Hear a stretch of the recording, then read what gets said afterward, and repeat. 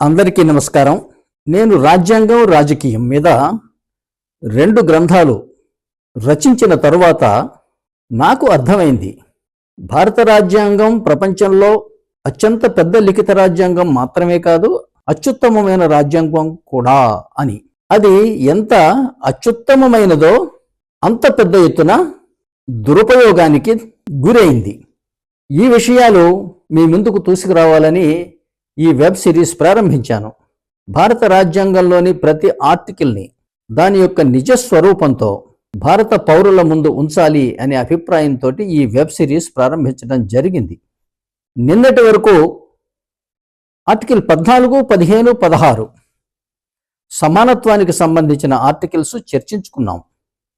అవి చర్చిస్తూనే సమకాలీన వివాదాస్పదమైన అంశములను కూడా స్పృశిస్తూ ముందుకు సాగటం మంచిదని నాకు అనిపించి, సమకాలీన వివాదాస్పదమైన విషయాలను కూడా రాజ్యాంగ దృష్టితో మీ ముందుకు తీసుకొచ్చే ప్రయత్నం చేస్తున్నాను. ఇవి చేస్తూనే సుమారుగా ఈ సంవత్సరం ఆఖరికల్లా సంపూర్ణ రాజ్యాంగాన్ని మీ ముందు ఉంచుతాను. అందులో భాగంగా ఈరోజు గౌరవ సుప్రీంకోర్టు వారి ఒక తీర్పును మనం పరిశీలిద్దాం. మార్చి 2026లో Chintada Anand versus state of Andhra Pradesh అనే కేసులో చాలా కీలకమైన తీర్పు చెప్పడం జరిగింది. చింతాడ ఆనంద్ ఒక క్రిస్టియన్ పాస్టర్.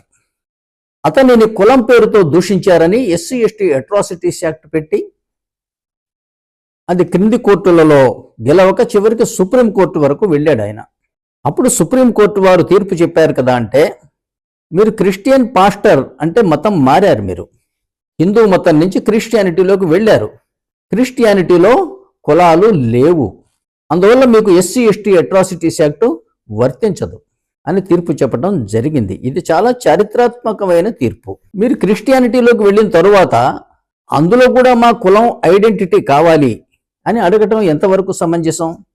ఇప్పటి వరకు ఉన్న పోరాటం ఏమిటి అంటే, మా కులం పేరుతో మమ్మల్ని తక్కువ చేస్తున్నారు అని వాదించే మనుషులు అదే కులం ట్యాగ్ని ఎందుకు క్యారీ చేయాలనుకుంటున్నారు? ఇప్పటి వరకు క్రిస్టియానిటీ కొంత పవిత్రంగా ఉంది అనుకుందాం, అందులోకి కూడా మీరు వెళ్ళి అందులోనూ కూడా కులాలు మాదిగా, రెడ్డి, కమ్మ, బ్రాహ్మణ ఇలా పెట్టుకున్నారు అనుకోండి, అక్కడ కూడా మళ్ళీ ఇదే సమస్య ప్రారంభం అవుతుంది కదా. ఇవాళ కులరహిత సమాజం వస్తుందంటే అందరూ స్వాగతిస్తాం, లేదా కులాలు ఉన్నా కూడా పరస్పరం అన్ని కులాలు ఒకరినొకరు గౌరవించుకోవలసిందే. అదే సౌభ్రాతృత్వం అంటే. అంబేద్కర్ మహాశయుడు రాజ్యాంగ పీఠికలో పెట్టినటువంటి ఫ్రెటర్నిటీ, సౌభ్రాతృత్వం అంటే అదే. దానిని మనం అభివృద్ధి చేసే బదులు ప్రజల మధ్య కుల, మత, ప్రాంత, భాషా భేదాలతోటి మరింత వైరుధ్యం పెంచే దిశగా ప్రవర్తించడం అనేది సరైన విషయము కాదు. అయినా క్రిస్టియానిటీలోకి మారిన తర్వాత కులాన్ని క్యారీ చేస్తానంటే క్రిస్టియన్ మతం అంగీకరిస్తుందా? క్రిస్టియన్ మతం మనది కాదు కదా. దానిని అంగీకరించాలంటే ఇటలీలోని జాన్ పోప్ పాల్ గారు అంగీకరించాలి. వారు అంగీకరిస్తారా క్రిస్టియన్ మతంలో ఉండి కులాలు మెయింటైన్ చేయడానికి? చెయ్యరు. క్రిస్టియన్ మత సిద్ధాంతం అందుకు అంగీకరించదు. అందువల్ల అందులోకి వెళ్ళిన తరువాత కూడా కులం ట్యాగ్ క్యారీ చేస్తామని అడగటం సమంజసమైనది కాదు. కానీ అంత మాత్రం చేత పాస్టర్నైనా సరే, పూజారినైనా సరే, ఇస్లాం మత గురువునైనా సరే తిడితే కేసు అవ్వదా? శిక్ష ఉండదా? ఉంటుంది.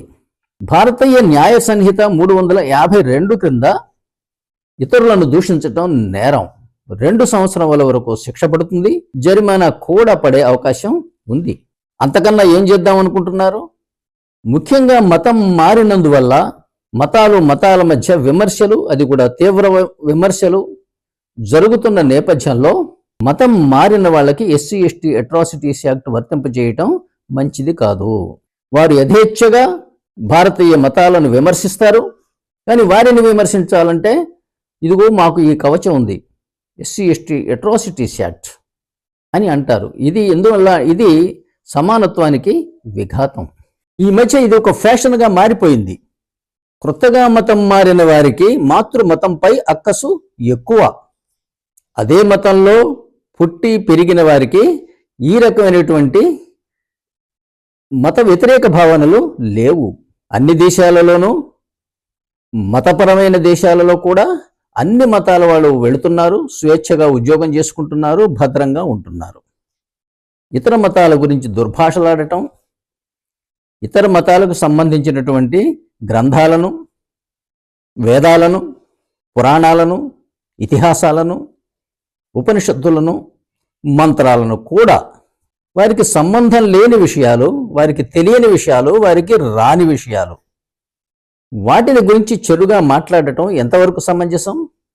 అలా మాట్లాడటం ద్వారా కొంతమంది, ముఖ్యంగా యూట్యూబర్లు, వారికి సంబంధించిన కులం యొక్క పరువు తీస్తున్నారు. ఆ కులం యొక్క సంస్కారం అది అని ముద్రపడే విధంగా చేస్తున్నారు. వాస్తవానికి భారతీయులందరూ సహోదరులు, అందరూ కలిసిమెలిసి ఉన్నారు.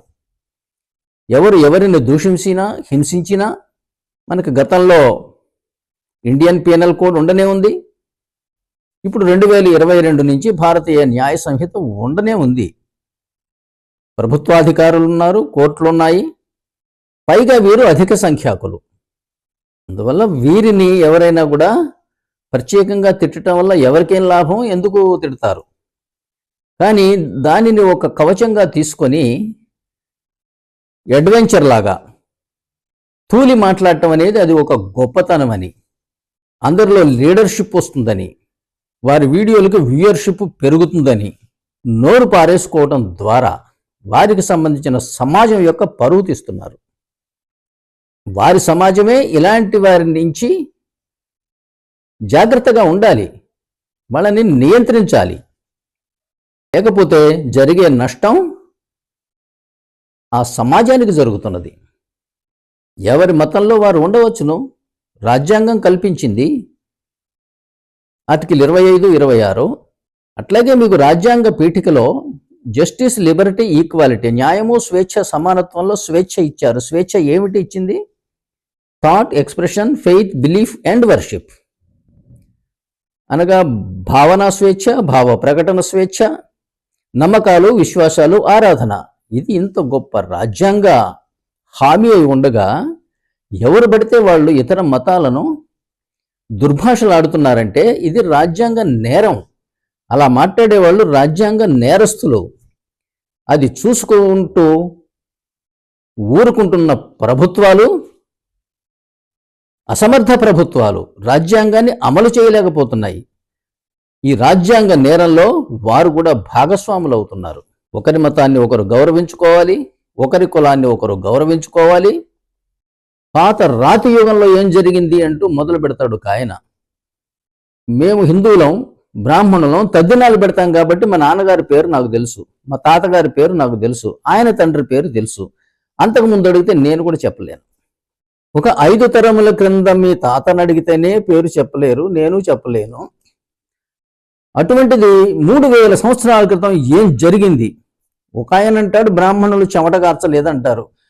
ఎప్పుడో తెలియని పాస్టుని చిలవలు పలవలుగా కల్పించి కులాల మధ్య, మతాల మధ్య చిచ్చు పెట్టే వ్యక్తులు ఎక్కువయ్యారు.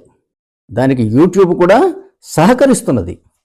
అందువల్ల సుప్రీంకోర్టు వారు ఈ విషయంలో చాలా గొప్ప తీర్పు, మంచి తీర్పు, రాజ్యాంగబద్ధమైనటువంటి తీర్పు చెప్పారు. ఇంకా అందరూ తెలుసుకోవాల్సిన విషయం ఏమిటంటే రాజ్యాంగం ప్రకారం కుల ఆధారిత రిజర్వేషన్స్ చెల్లవు అని సుప్రీంకోర్టు 1951లోనే చెంపకం దొరైరాజన్ కేసులో చెప్పింది. అయినా కూడా కాంగ్రెస్ పార్టీ, నెహ్రూ గారు మొట్టమొదటి అమెండ్మెంట్ పెట్టి ఇస్తూ పోతూ ఉన్నారు. ప్రజలు దానికి అబ్జెక్షన్ చెప్పటం లేదు. ఎవరైనా కోర్టులో వేస్తే అయ్యా తమరు కులం పేరుతో రిజర్వేషన్ లేదన్నారు, కానీ మరి కాంగ్రెస్ పార్టీ మళ్ళీ వెనుకబడిన కులాలకు ఇవ్వచ్చు అని అన్నది అనేసరికి ఈ తీర్పుకి అది విరుద్ధం. అలా అని కోర్టుకు పోతే ఈ రిజర్వేషన్స్ చెల్లవని చెప్పే అవకాశం ఉన్నది. చరిత్ర తెలుసుకోవాలి, రాజ్యాంగం తెలుసుకోవాలి. గుర్తింపు కోసమో, హీరోయిజం కోసమో కులాల మధ్య, మతాల మధ్య, సమాజాల మధ్య చిచ్చు పెట్టడం మంచి పని కాదు అనేది నా అభిప్రాయం. Thank you for watching this video. దయచేసి ఈ వీడియోని సబ్స్క్రైబ్ చేయండి, షేర్ చేయండి, కామెంట్ చేయండి. మీ విలువైన కామెంట్స్పై సమాధానం చెప్పే ప్రయత్నం చేస్తాను. ఇలా సమకాలీన వివాదాస్పద విషయాలను చర్చిస్తూనే రాజ్యాంగపరంగా ముందుకు సాగుతాం. Thank you.